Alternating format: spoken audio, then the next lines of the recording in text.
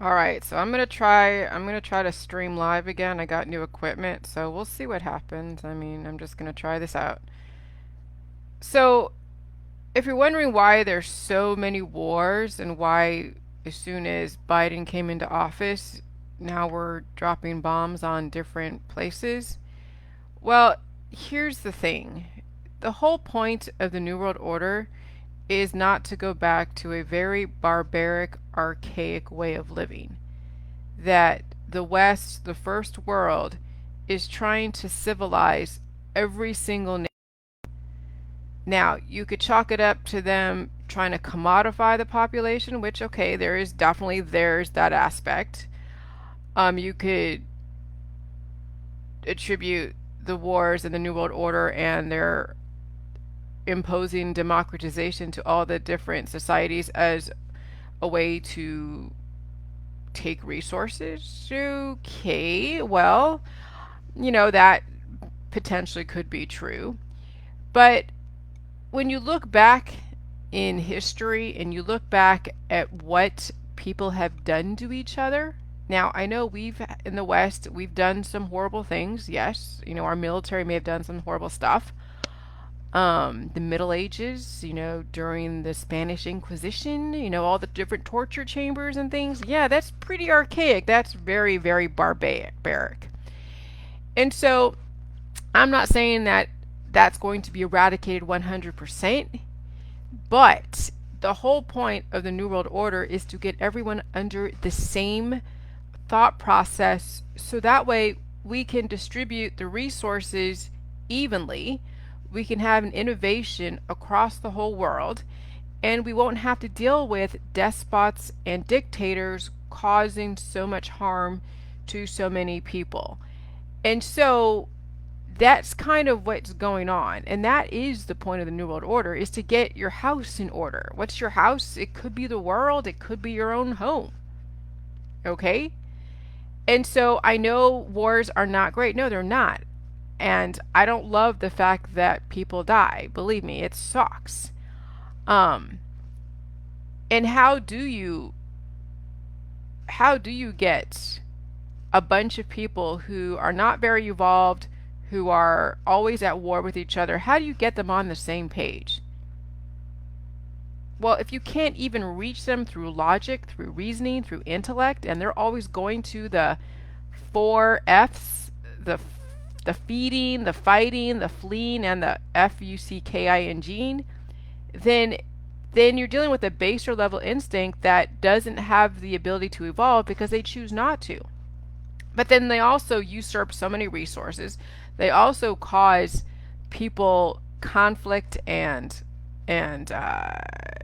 sadness and chaos. And we want to have a working society that's able to trade ideas back and forth and trade resources and be just a good, well functioning entity that promotes life and that also allows Mother Nature to do what she needs to do. And so there is a bigger picture going on, though those that are at the recipient end of those that are trying to evolve you and you don't want to be evolved, well, yeah, it's going to suck. It's either you evolve or perish. And I don't want people to think that just because I am outlining the Jewish history on my Facebook is that I'm very partial to Judaism. Yeah, I was raised Jewish, but I think every culture, and I think even in America and the West, they are trying to welcome every culture, whether it's Muslim, whether it's Jewish, whether it's Christian, Catholic, whatever. It doesn't matter your religion or background or ethnicity.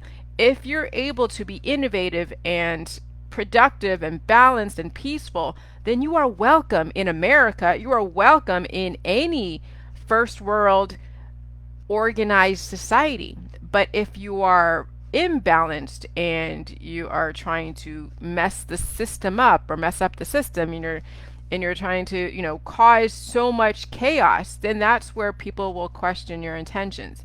Okay? So it's not like America or the West is trying to decimate or genocide. No. It's just trying to get order in a house of chaos. The world right now of 7 billion people is a house of chaos. when you have one aspect of the population very evolved, very peaceful, very productive, very innovative, and balanced, and you have another aspect of society that is just out of control, chaotic, and causing wars and causing issues and causing this and causing that, that does then undermine the ability to evolve at a higher level. And so then, yes, the scale down of the world is what is happening, the Great Reset. Okay?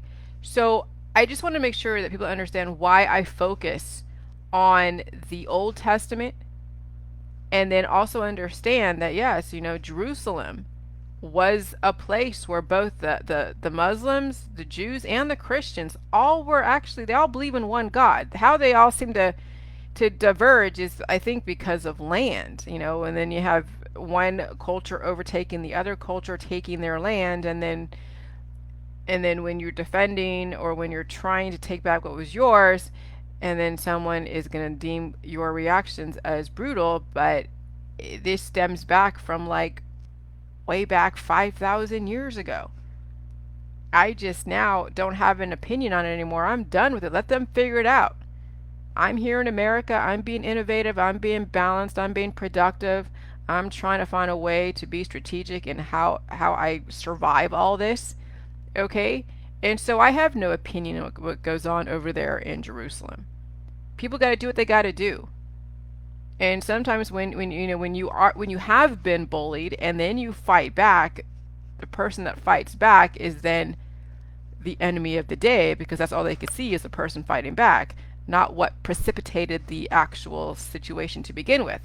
So it is what it is, but I want everybody on my Facebook who's doing the Jilly Juice, whether you're Muslim, Christian, Jewish, Catholic, Chinese, whatever, just do the J Juice, because evolution it doesn't discriminate, and neither does de-evolution. So regardless of your background, if you can evolve with the current society and be able to survive this type of controlled purge, then it won't matter what you believe in, because you're really promoting life. You're promoting balance, peace, and prosperity, and you will eventually be able to survive all of this stuff. So that's all I'm going to say at this point. I want to see how this goes. All right, bye.